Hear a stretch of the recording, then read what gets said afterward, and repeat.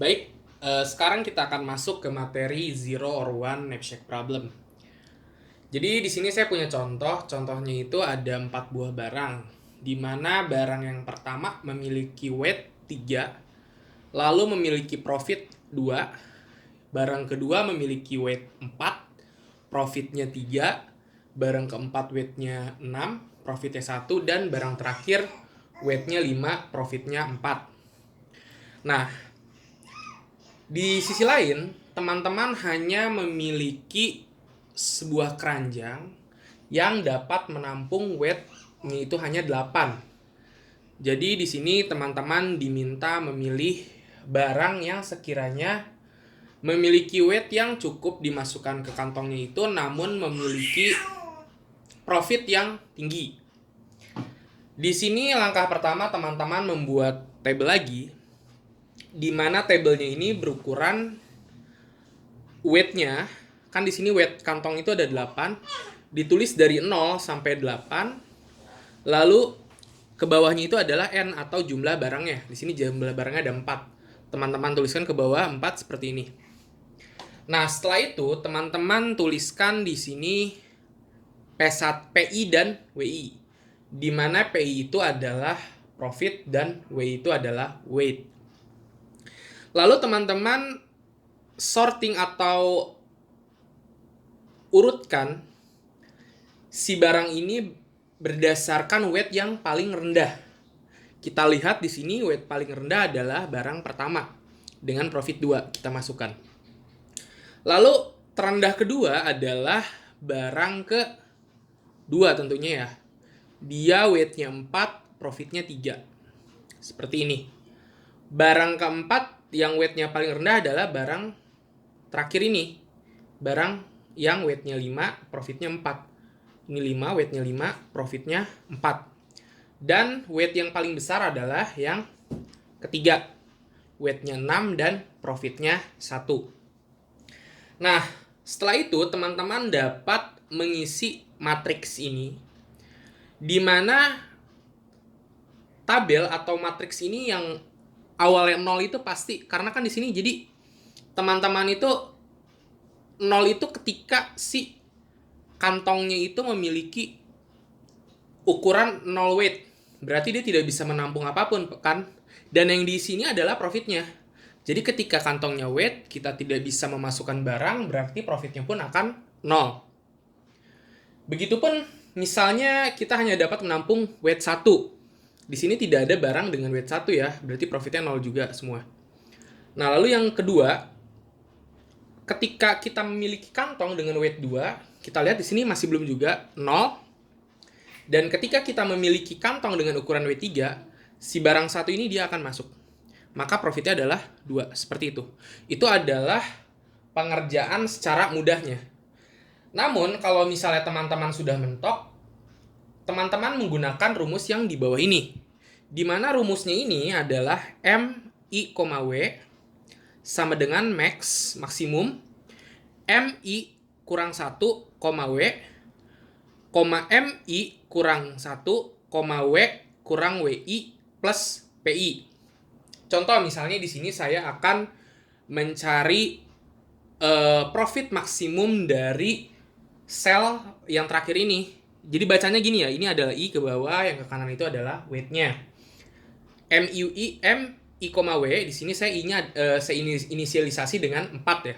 Berarti 4 adalah di paling bawah, dan W-nya itu 8. Berarti di paling kanan, paling bawah pojok kanan. Nah, kita masukkan ke rumusnya. I-nya tadi 4, 4 dikurang 1, 3, M3. W-nya 8,8, M3,8 kita cari nih di sini. 3 ke bawah ya, berarti 3 sini, 8. Ini dia, nilainya 6.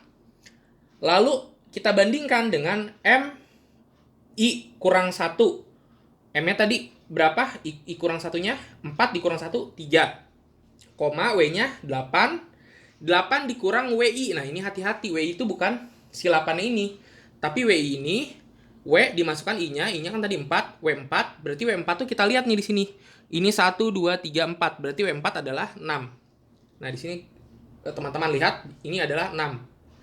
Lalu plus PI. Di sini I-nya 4, berarti P4. Kita lihat nih, profit 4 adalah yang 1 ya. Di sini, yang 6 ini weight-nya.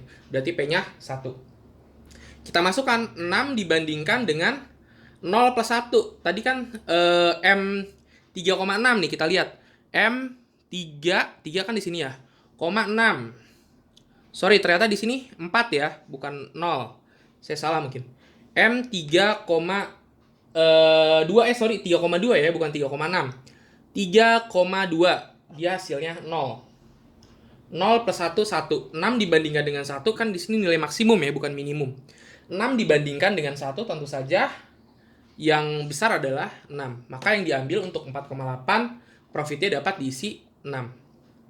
Sementara misal saya ingin mengisi ke sel 3,8. Di sini I-nya 3, berarti di sini. Lalu 8 sini, pojok sini. Pojok paling kanan kedua dari bawah. Yang ini ya, 3,8. 3,5, maaf. Oh sorry, 3,5 ya, bukan 3,8. 3,5, berarti di sini ya, di tengah-tengah. Nah, kita masukkan lagi untuk I-nya 3, M. 3 dikurang 1, 2, M2, koma, W-nya 5. M25, kita lihat di sini. M2, 2 di sini ya, baris kedua. 5, dia nilainya 3. 2,5 nilainya 3 ya. Di sini saya salah, mohon maaf. Di sini nilainya 3. Lalu M21. Nah, di sini kan tadi 2 dikurang 2 itu adalah I dikurang 1 ya, 2. Lalu W-nya itu adalah 5. 5 dikurang WI. W3. W3 itu adalah 5 ya, 5. Berarti 5 dikurang 5 itu W-nya itu adalah 5. 5 dikurang 5 itu 0 ya harusnya ya. Kan iya, W3, mohon maaf. W3 itu adalah 5 ya, 5 di sini 5 dikurang W3 itu adalah 5 ya. Iya itu W3 adalah 5 ya. Berarti 5 dikurang 5 0. M 2,0 bukan 2,1 ya, mohon maaf. 2,0 kita lihat M 2,0. 2,0 di sini ya, berarti nilainya 0. Nah, lalu PI, I-nya kan 3. P3 itu berapa? Profit yang ketiga. Ini adalah 4. Nah, berarti kita lihat nih, 3 sama kan ini 0 tambah 4. Kita bandingkan 3 dan 4 mana yang paling maksimum. Ternyata dia paling maksimumnya adalah 4. Maka untuk sel 3,5 dia adalah 4.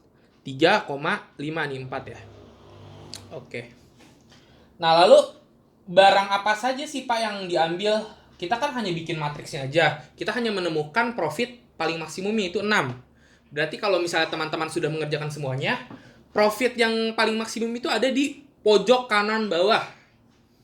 Nah, lalu gimana Pak cara nentuin si barang keempat ini diambil apa enggak, barang ketiga diambil apa enggak, barang kedua diambil apa enggak?